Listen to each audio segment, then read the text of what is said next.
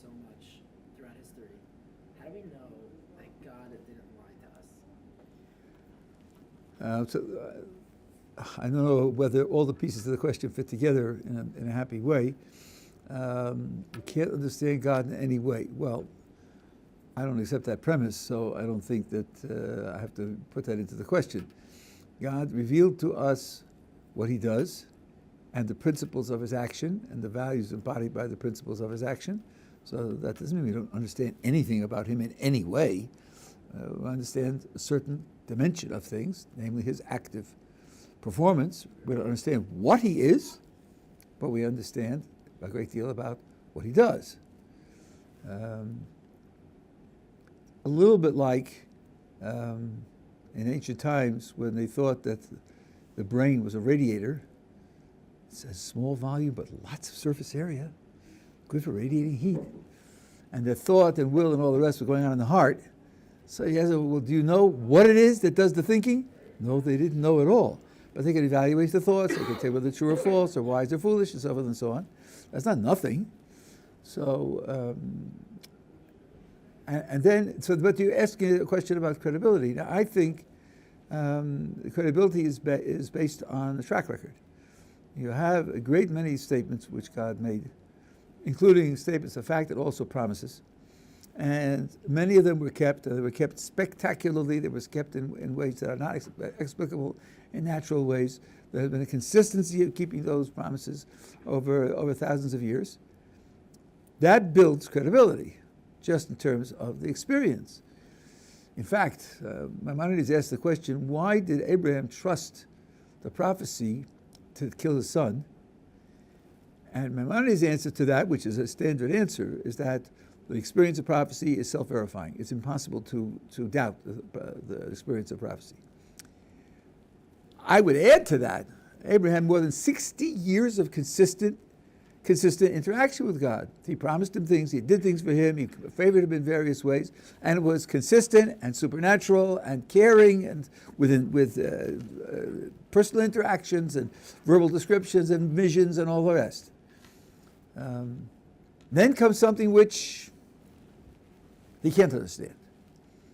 It's not unreasonable to put that in the context and say, well, the fact that I don't understand it, the fact that in my mind it implies a contradiction, doesn't mean that it's really contradictory. It may be something which is beyond my ability to understand. 60 years of consistent experience gives credibility and gives you the ability to withstand a problem that you can't solve without crashing the whole system. Now, everybody operates this way, and in science it's always this way. A philosopher whom I don't like made a remark at a national convention where he said every scientific theory that has ever been accepted has had known counterexamples when it was accepted. The idea that you cook up a theory and it's got to be perfect and then something goes wrong, you junk it and get a new theory, is just wrong. That's not how science is done. Every scientific theory, including the ones we have today, have unsolved problems that we know are difficult and we can't solve, and we accept them anyway because we say, on balance, it does so much right that either we're making a mistake with the contradiction, or the contradiction will be fixed at the periphery. Something that the periphery will change, but the basic thing is right. That's the way all non-trivial human judgments are made. So I'm recommending that we make the judgment in the same way in evaluating God's credibility. You have an enormous amount of consistent verification, and verification in supernatural ways. Is it possible that he's lying to us? So my position on this question is anything's possible. You gain no traction by admitting that something's possible. We make our decisions not on the basis of what's possible, but what's probable. And probability means you can't just think up in your imagination some possible mistake. That's too easy. You can do that even after the second beer. No, you got to actually hunt for positive evidence against the position. That's something which most people don't have patience to do.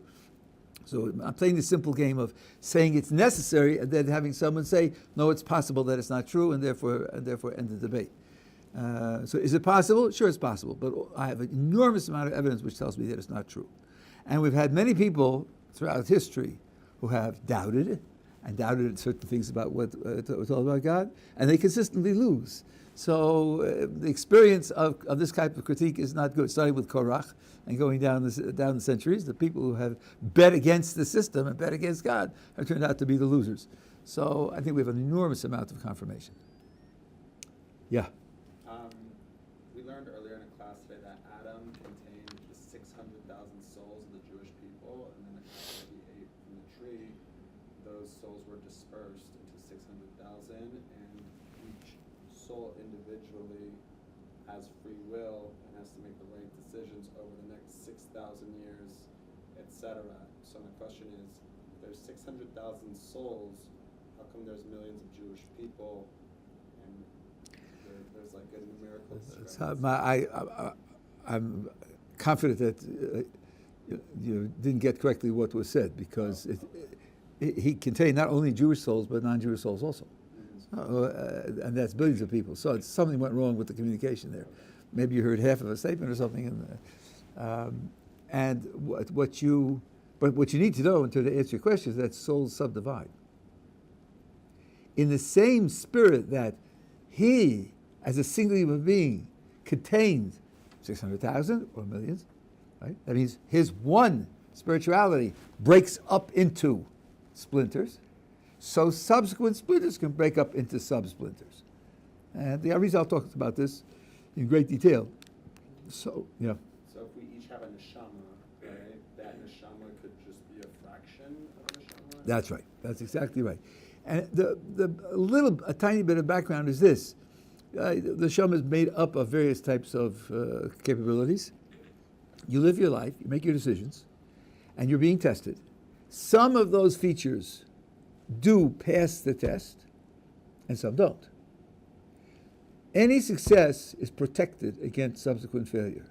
So those features of the soul which have passed the test are taken out of play. They're taken out of the context. They're put in safekeeping. But only the ones which didn't pass the test come back. Now, if you imagine, let's say, a soul has 10 elements, and this happens to be true. There are other ways of dividing it as well, but 10 elements is true. And you say, well, okay, those 10 elements make up a whole soul. Now suppose that all except 1, 7, and 9 have been perfected. So now 1, 7, and 9 have to come back. But 1, 7, and 9 are each 1/10 of a soul. So how do they manage? How do they function? And the answer is that every piece of the soul has under it a division into 10. So piece 7 is 7.1, 7.2, 7.3, 7.4, 7.5. So it contains all the elements of a soul under the characteristic of 7. It differentiates that way. And this ramification is unending. So you could have, there's no limit to the number of different souls you could have by taking a narrower and narrower slice. And some people have remarked that it seems, at least in intellectual terms, that this succeeding narrowness of souls is expressed fairly straightforwardly intellectually.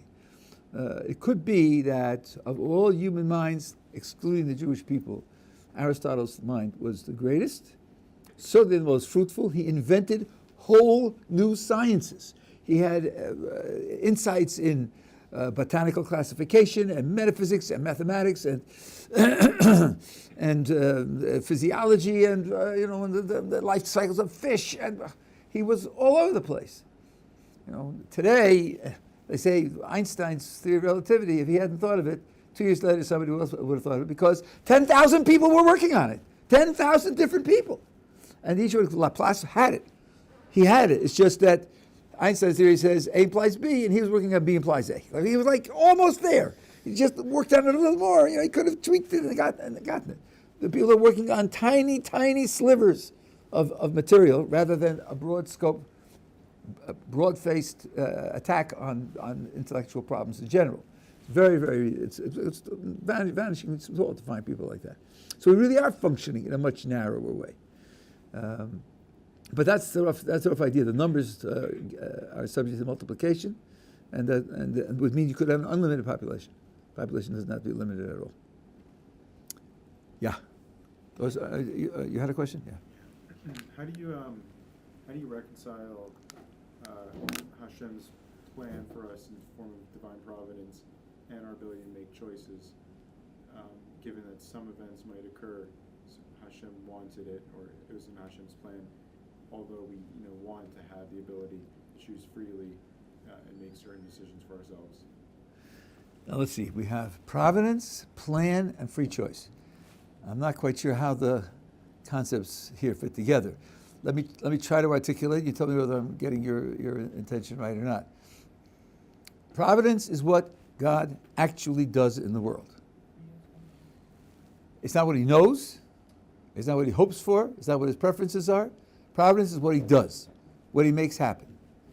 So I hear at least the potential for a question where you think, well, if God's running the world, then everything that happens in it is being caused by his running the world.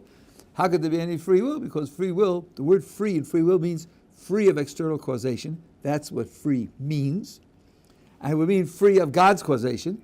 So if God's providence is running the world, literally speaking, there wouldn't be room for free will. That's a question that could be raised. Is that the question that you're interested in? Yes. Okay, so the answer to that is that God's providence doesn't extend to our free choices because the purpose of creation, one way or one aspect of the purpose of creation is that we should make free choices.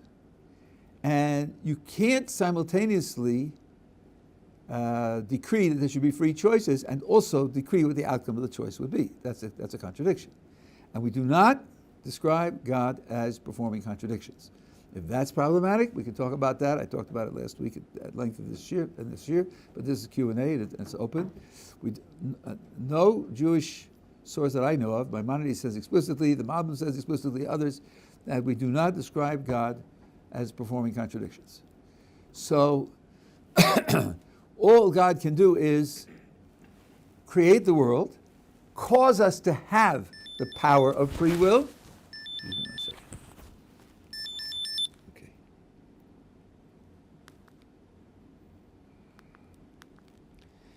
Okay. And then he can announce to us what his preferences are for our choices, but he can't guarantee the outcome. Now, God runs the world in part in response to the choices that we make. And by the way, that's not a surprise. That's built in, because one of God's principles is reward and punishment. Reward and punishment means he runs it in response to our choices. He rewards the good choices and punishes the bad choices. So of course he set it up that he will be, in some respects, in reactive mode. That's inescapable given his choices for what he wants the world to be. So that's going to apply not only for reward and punishment, but if he wants to get to a certain end, so then he modifies his response on the basis of our free choices. A little bit like a chess master, he's going to win. But with exactly what position and with exactly what pieces, that'll depend upon which pieces you play. But he's going to win. He's just he'll change his strategy to win, because he's a much better player. So he definitely is in a reactive mode in that respect. Just one quick follow-up. Is the reward also part of the reactive mode then? Of course, because if you choose to do something right, you get a reward. If you choose to do something wrong, you won't get that reward. So of course it's reactive. It's a reaction to your choices. Sure. Yeah. So I just finished your book, very good book, by the way. And I was wondering, when you're giving the proofs for God. You just finished my book, right? Yes. I have a whole chapter where I forswear the word proof. You know that. I never use the word proof in the book at all, ever. Balance of probability. Balance of probability. Yes. Okay. Balance of probability for God, and then say that's part of the unified theory of Judaism, so we can add that in. So what makes the balance of probability more that even if this God that exists, this creator that is very intelligent and can do great things, just because he says, I am good, I am ultimate justice, what's the evidence that he actually is? Because he could still be doing all those things, he could still be an infinite being without being good, which sort of predisposes there's objective good without God, which Okay. as a whole. I'm going to, because I'm trained in logic, and logic requires precision, I'm going to react to your words first. Okay. And I'm going to do it in part because I talked about this 6 minutes ago. And it wasn't picked up. And you're not unintelligent, so it wasn't picked up. You said that his self-description is that he's good and that he's just. And even though we have a lot of experience of what he does, he still could be not good and just. Could be is an appeal to possibility. What you're saying is he could possibly not be what he says he is. I gave that away 6 minutes ago. I said that anything is possible. I don't rule anything out. I'm not claiming that anything is necessary. And this is built into the mistake you made about proof. I'm not giving proofs because proof requires necessity. They have to be true for absolutely. Have to be valid absolutely. They can't leave any possibility of failure. That's why I don't give proofs. Now, if all you can tell me is, yes, we have consistent experience, and yes, it looks that way, and the evidence that we have points in that direction, but it still could be wrong, welcome to the real world. Whatever you think could be wrong, and it doesn't mean that it's free play, it doesn't mean you have no reason to accept what you accept, it doesn't mean it's reasonable to accept anything because anything could be. You look at the balance or magnitude of evidence on one side or another, and it becomes reasonable to choose the one side that is supported more heavily. That's the whole point of the methodology in my book. Okay. Yeah, Okay. sure. Can't you make, though, an argument, someone just looking at the whole history of the world and say, I see more bad than good? Well, it depends about, number one, what he defines as bad and good, and number two, it depends upon where he's looking. So, if he thinks that, for example, there are so many people who are inherently talented to play the saxophone, and we don't distribute goods fairly enough so that their talents are developed, and that's a terrible evil that the world is undergoing, and it's a failure of God's management, and God says, frankly, I don't care about their playing the saxophone, so then it's not going to be an objection to our system. Maybe a reason for them, given their values, not to accept the system for their lives, but it's not an objection to our system because we have to define that as one of the goods that God is interested in. So you have to... people say, if God favors the Jewish people so much, how come we don't have the most wealthy average income of anyone on the planet? The answer is because we have no value in having the most high value income on the planet. It's not a Jewish value. It's not a Torah value. So the fact that we don't have it doesn't count against our picture of what God is doing. So I think that's going to be one of the problems.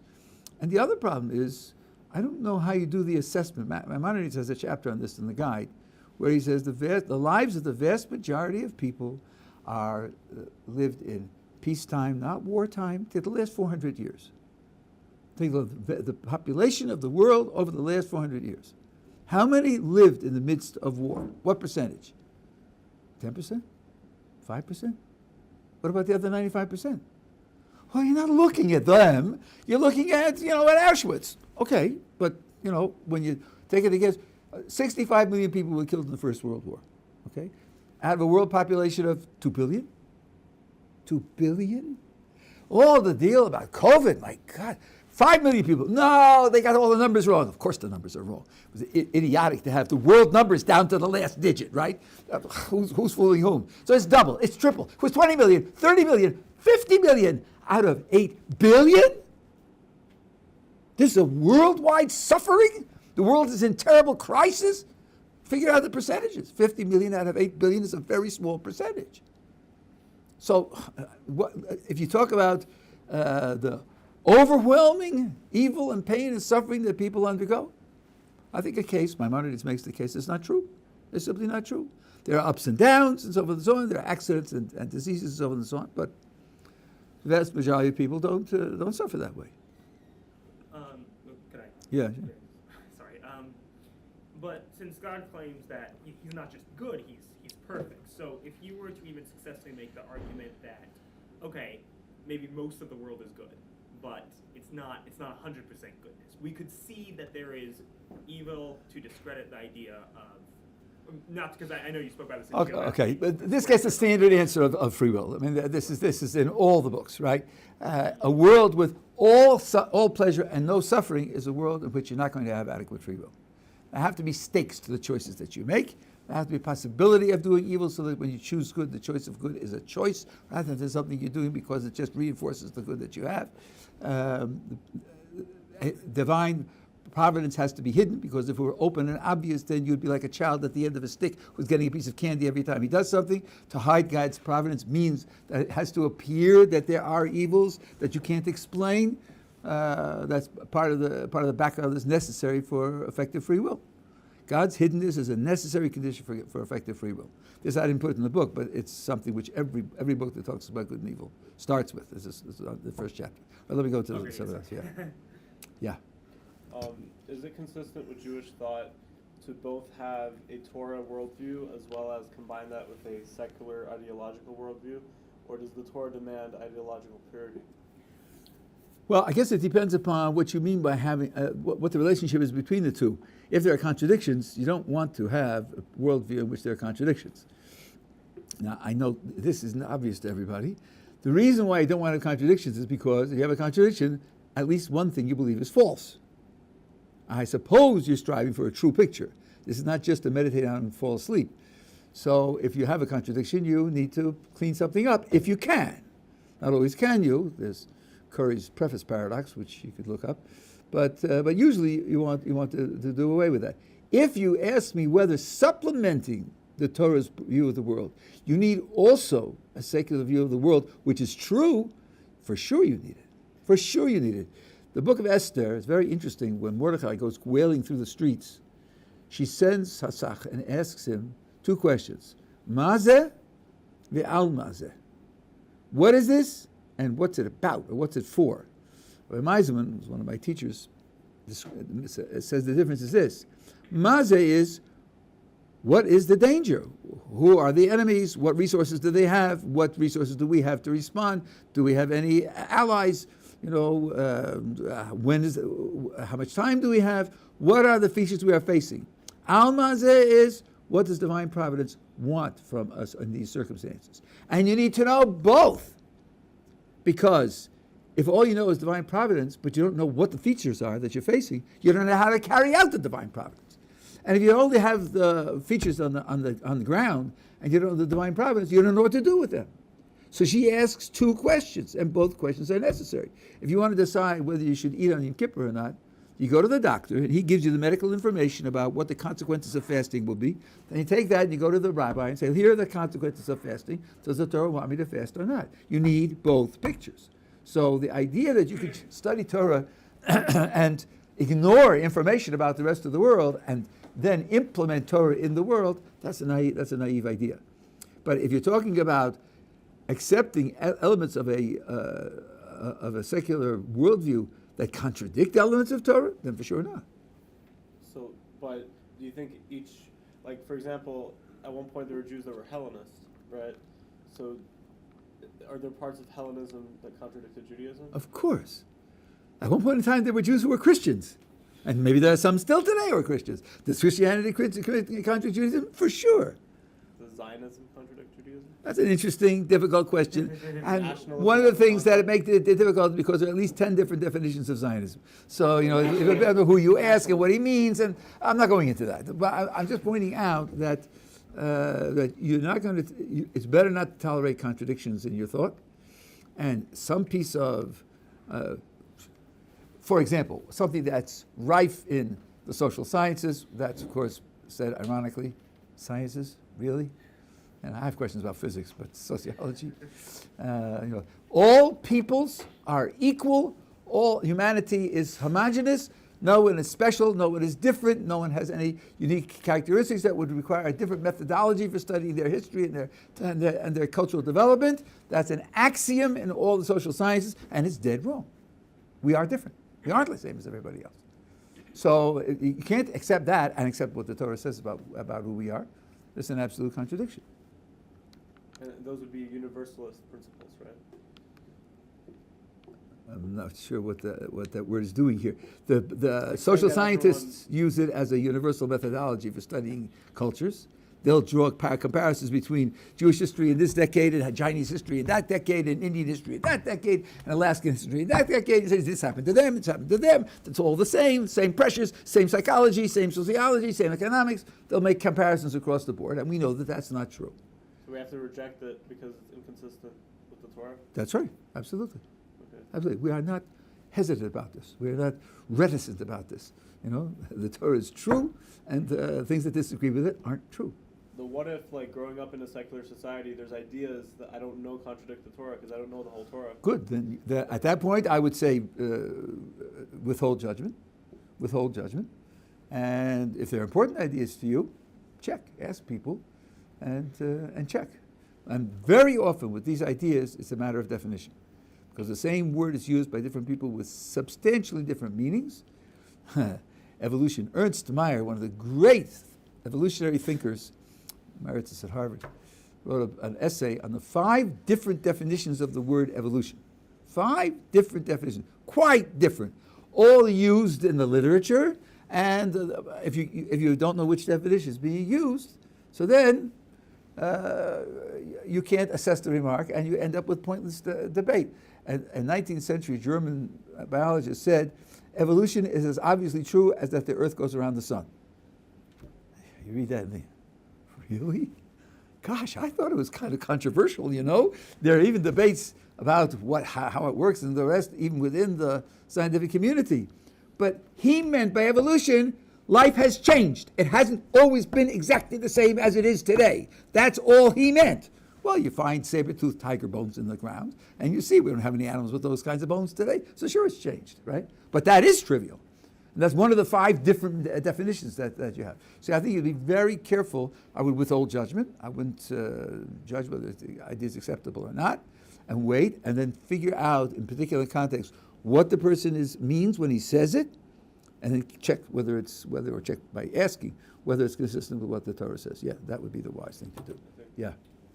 What explains the population of the Jewish people, how compared to Christianity and Islam, we are so much fewer in comparison to those religions?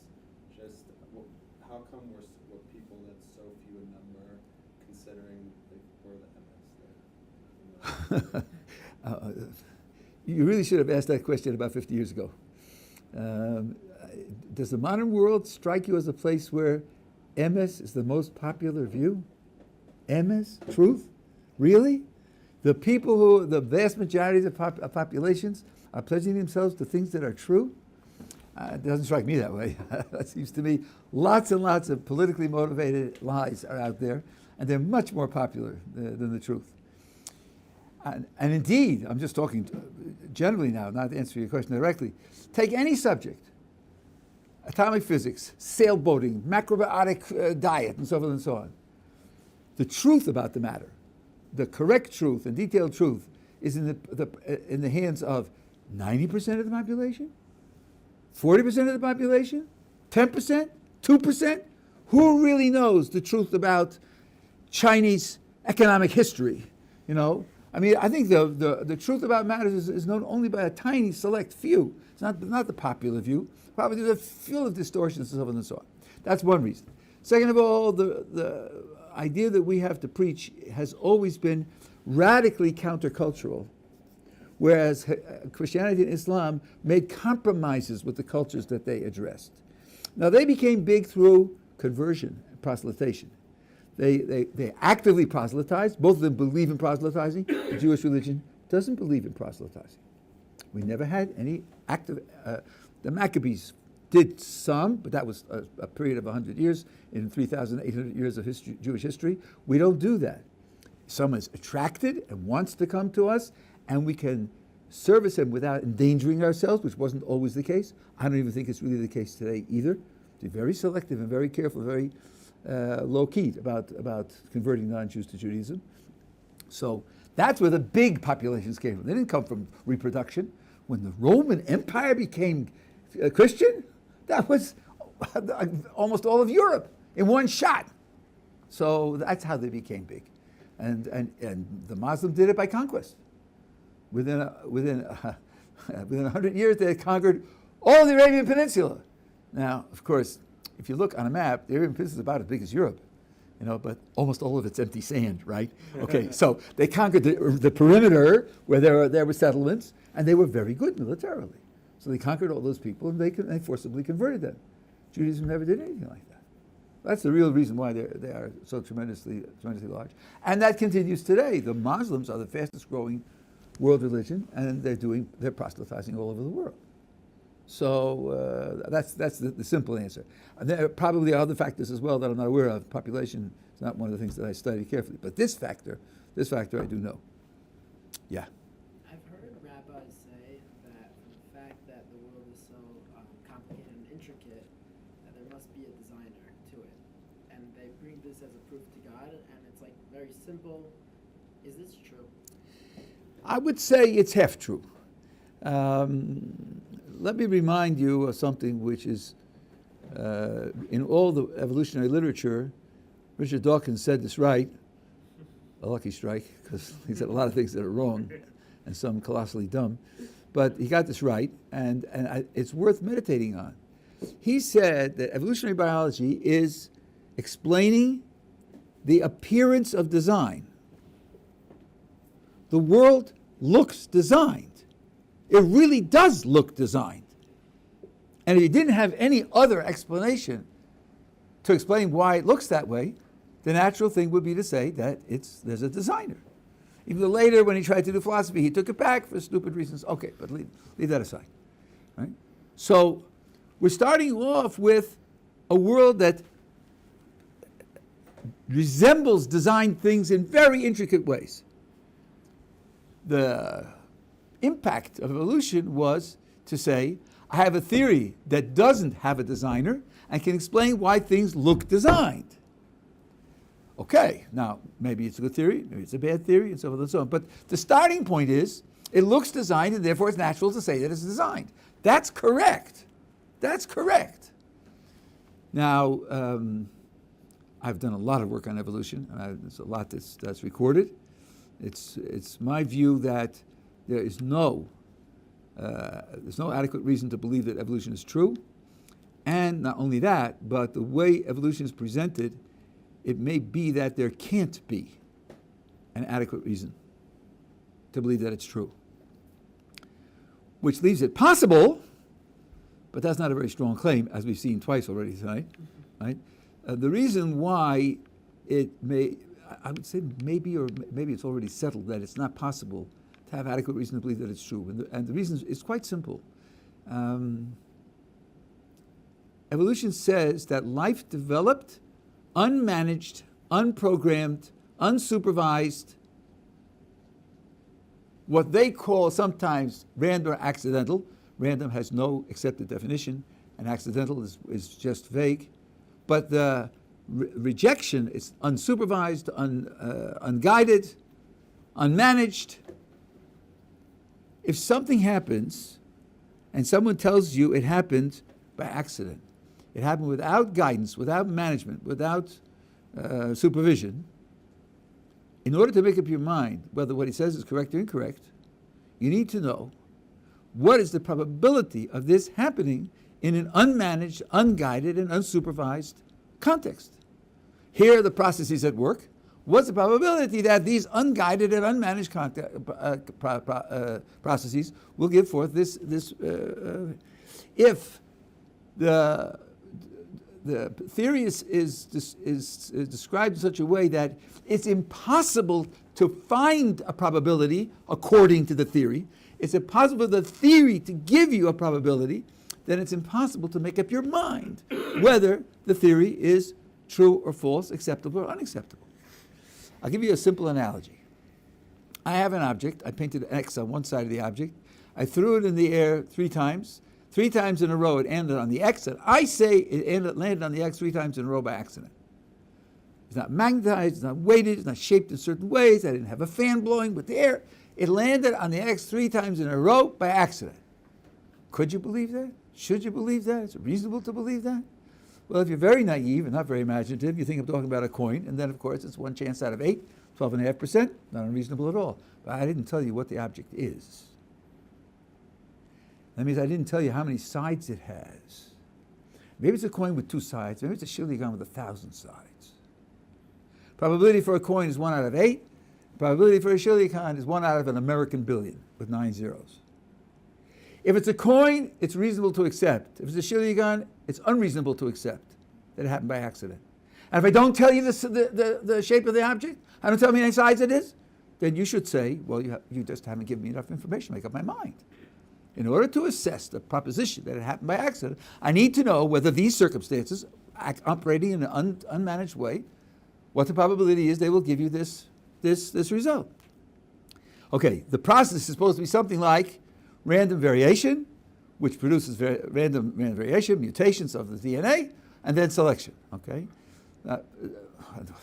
putting aside all the pointless controversy, random variation is random. It isn't guided. It isn't even guided by the forces of nature. It's constrained, but it isn't guided in any way. Selection is a guiding force because you have to reproduce, but not random. As they put it, it's not the survival of the fittest, it's the arrival of the fittest. In order for the fittest to survive, it has to arrive, has to be developed first, and then it can compete and it can survive. We're talking about the development side, right? So you have DNA, or precursors of DNA, and you have changes to the DNA, which are not guided and not managed in any way, and you have millions of such changes to DNA whose composition we really don't know. Okay, what's the probability of that happening? An estimate: 0.62, 0.001, 0.97. You're never going to have that because you're never going to have a list of the million variations and the different conditions under which the variations took place. We're talking about life for over 4 billion years. The first life goes back to within the first billion years of the life of the planet. It's going on for 4 billion years. So you're not going to have a probability. If you're not going to have a probability, then you haven't given me enough information to make up my mind, logically, whether to accept it or not. So I think that you're never going to be in a position to say that it's acceptable, that you have enough reason to accept it. One very clever fellow named David Gelernter, who happens to be a professor of computer science at Yale, so I suppose he's not dumb, and I suppose he's literate in numbers, did a study on 1 out of 10,000 problems in evolution, protein folding to achieve a functional shape in the space of all possible proteins and all possible shapes. And he did a mathematical calculation, and he said to get 3 proteins would require 1 trillion universes. It's just out of the question, mathematically out of the question to have this 1 out of 10,000 moves in evolution take place. Just this one is out of the question. He printed it in the Claremont Review of Books. You can look it up and you can read it. He has a lot of other standard anti-evolutionary arguments, which he says weigh something, but this convinced him as a mathematician, you're not going to solve this problem. So you could have a negative argument, but a positive argument that the evidence is enough to make it reasonable to accept, you're not going to have.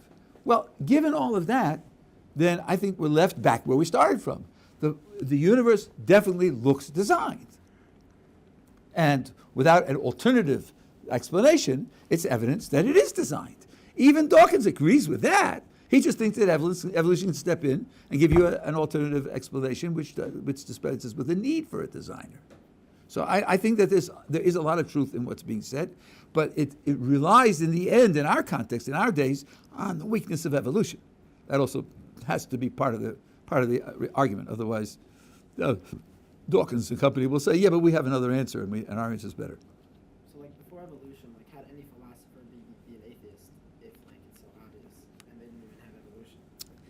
Okay, I'm not going to take you through David Hume's dialogues on natural philosophy, on natural religion, and he had various types of considerations, but they weren't very strong. They aren't regarded by philosophy as very strong. I certainly don't regard them as very strong. You can read about that. That's they had things that they said, right?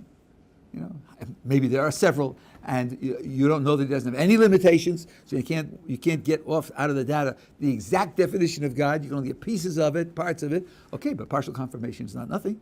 Partial confirmation is also something. So, I mean, there's a lot to be said back and forth. Yeah. I'm not sure which definition of evolution this falls under, but how about deliberate, designed evolution from that one single-celled organism 4 billion years ago until today, but along the way, design, not random. So that's not evolution at all. What would that be defined as? Divinely orchestrated change, I suppose. So what's your belief on divinely orchestrated change Well, you're certainly not going to find it in a test tube or a microscope or a telescope, right? That's going to come from some religious source. And this is what people have tried, as Christians have been working on this for 150 years. And some people have tried to adapt it to our context as well. But what they forget is two things. First of all, they think their responsibility is to give an account of the first chapter of the book of Genesis. Now, they can fit their divinely guided life developmental process into the first chapter of Genesis. They think they got it made. But the Jewish tradition does not begin and end with the first chapter of Genesis. There's a lot more to it than that. And the rest of it also has to be taken into account, which is a much bigger job. And number two, there are certain features in the description which need to be tweaked a little bit to make it work. Like, for example, the appearance of plants before the sun is in the sky. And last I checked, plants require photosynthesis. So, something has to be done about that. So there are little things that could be worried about. The basic order is the same, which is very interesting. In fact, life in the seas before life on land is certainly a dramatic thing. The existence of a beginning, that's astonishing. The fact that the time in the past is finite. Every educated person till 1965 believed the world has no beginning. Every educated person, not relying on religious sources, believed the world has no beginning. From Aristotle down through the medievals, down to the moderns, even after discovering the expansion of the universe, they still said time has no beginning. If you don't believe me, look up the steady state theory. It's all over in Wikipedia and everywhere else. They cooked up a picture where the universe is expanding, and still time is infinite in the past. And Stephen Hawking wrote, we did that because a beginning smacks of divine intervention. We didn't want that. So we cooked up this theory to do the job. In 1965 was a dramatic discovery of empirical evidence that the steady state theory is wrong and the Big Bang theory is right, and that cooked it. But it's really very striking that we've been saying this for thousands of years, consistently, without anybody's disagreement, and within us, within our circles, and everybody else has been against us, and we looked backward and superstitious and ancient and primitive and so forth and so on. And then since 1965, we basically have it right. So it was quite a shocking thing. But the problem with the, for example, if you think of the evolutionary process being guided by God under the table, which it could be, there's no question that it could be, right? But the creation of man is dramatically different from everything else. So it's not going to be a gradual development from a chimpanzee that became cleverer and cleverer. It's not going to be like that. So there are going to be details that are going to be hard to fit into the biblical picture. And it's the biblical picture plus the rest of the Tanakh, plus the rest of the oral tradition that has to be fit. And then it becomes quite difficult. Yeah. As a Jewish person, a secular Jewish person with like a reform or a conservative background, are they considered Tinuk Shenishba? Absolutely. Absolutely. I grew up Reform. Oh, you can't imagine the ignorance and ways in which they've been misled. One guy was here a long time ago, grew up in a conservative congregation in Pittsburgh, and he went to the after-school Jewish classes, and the teacher one time brought in a woman and said, this woman is an Orthodox woman. You can ask her about how Orthodox Jews live. So one of the kids in the class said, I understand that Orthodox Jews put strings on the fringes, on the corners of their garments. Well, tell us about that. She said, yeah, it says so in the Torah. 4 corners, you're supposed to put strings on it, so forth and so on. Nobody does that anymore. Okay, nobody does it anymore. That was that. Should he go and check with the Orthodox sources to see whether she's right or not? Why should he do that? He's in a school. His parents are investing in Jewish education. He has a rabbi, right? They have books and so forth and so on. Should he think that they're lying to them? So these people are definitely Tinuk Shenishba. They know absolutely nothing. And the little few things that they've been taught are lies, as they taught me lies. and they're not responsible for what they're doing. Not at all responsible for what they're doing. Yeah.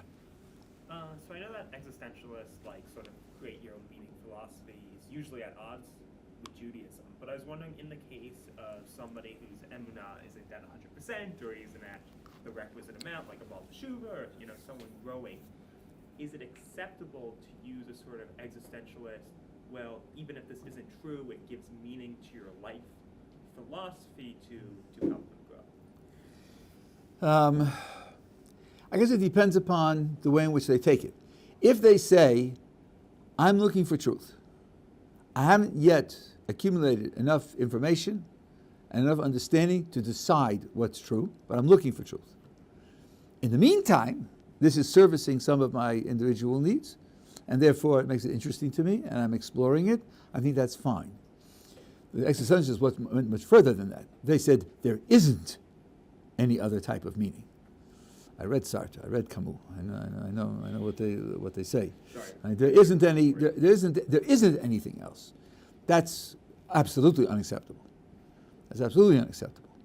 Person needs to start. One of my chapters in the book is a chapter on truth. A person needs to start by acknowledging that such a thing is truth, and it's very important to know the truth. It's not the only important thing, but it is a very important thing to know the truth and to be looking for it.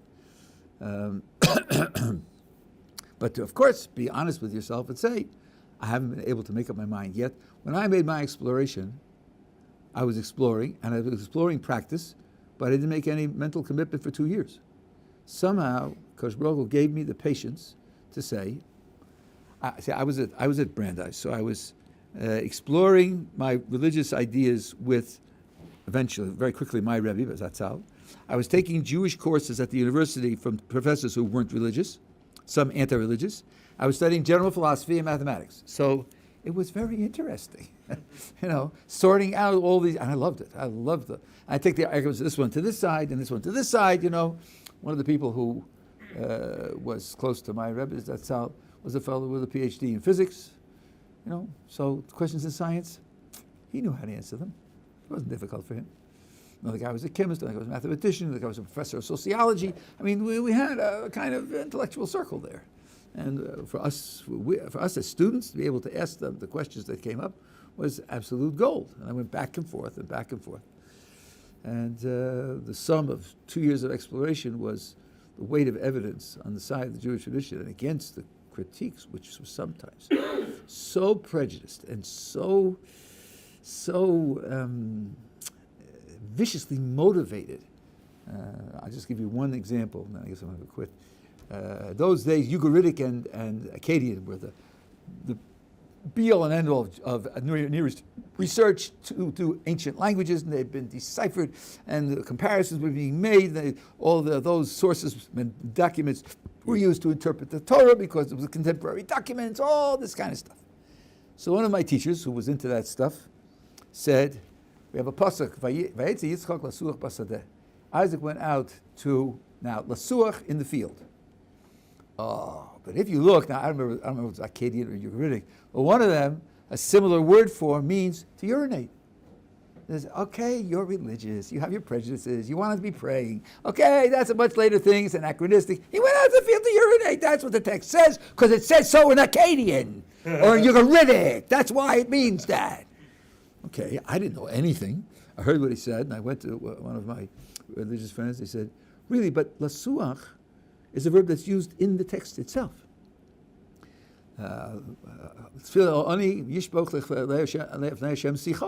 He pours out his sicha in front of Hashem. Lasuach means to converse. It's a word that's used in the Torah, in the Tanakh itself. Why would you go to an external language to interpret a word that has cognates in the same piece of text? Furthermore, in the 1,000 pages of the Tanakh, you have no description of human elimination, not one. Or there is one, but it proves the rule. The only one is where Shaul is in a cave, relieving himself. But that's described because David finds king of Israel all by himself. How did he do that, pray tell? Where were his guards? Where were his retinue? Because he was relieving himself in the cave.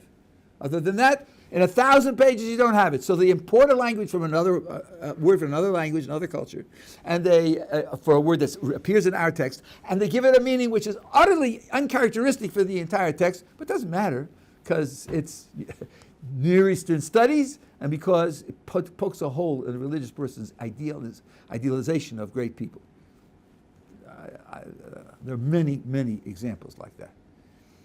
The other example, for record, Maimonides' Guide of the Perplexed, what's considered even to this day the best English translation, I don't agree, is one by Shlomo Pinas at the Hebrew University. It was done in the 60s. Introduction was written by Leo Strauss, who was a professor of political philosophy at the University of Chicago, and he taught it every year for 19 years, and he's the world's expert on the Moreh Nevuchim and on the Rambam, and he was hired to write a 90-page introduction. That's like 15% of the entire corpus was his introduction. Real big gun. And on pages 2 and 3, he says, I want you to know that Maimonides essentially was a conservative rabbi because he broke the rules of the Torah when it suited him. He didn't advertise it, but he did. If you look carefully, you can find it out. First of all, Maimonides devotes 1/6 of the guide to analyzing the reasons for the commandments. It is forbidden to analyze reasons for the commandments. Really? That's a surprise. I know whole literature in our literature that does that. No footnotes from the great scholar, no footnote to any source that it's forbidden to analyze. There's a passage in the Talmud, but if you look at the Rif and the Ran and the Rush and all the rest of them, and Maimonides himself, you see it's not true. Second of all, Maimonides says that the purpose of the Torah is to destroy idol worship. Even so, he says he read every book on idol worship that he could find from ancient times. He read them all. So clearly he's breaking the law. Do you hear the logic? I don't. The Nazis planned a museum of Judaism, which they had destroyed. A museum to preserve the picture of what they destroyed. The fact that you want to destroy something means you shouldn't study it? Who told you? And in fact, the Gemara says that how are you going to paskin a din of avodah zarah? How are you going to try a case where someone's accused of avodah zarah if you don't know what the rules are? You don't know whether to guilty or innocent. So of course you can read them. I've showed this to people who believe, conservatives who are doing the studies and everything else. Here's your big gun. Get me an answer to this. Get me an answer to these two bold statements which are absolutely false. Obviously false to any educated person. No one has ever written to me. No one's ever written. So this is the kind of, it's one of the reasons that I'm thrilled, because I went through all these things. And I was comparing and contrasting the materials that they had. It's frightfully inferior. And therefore, we're talking about Tinuk Shenishba.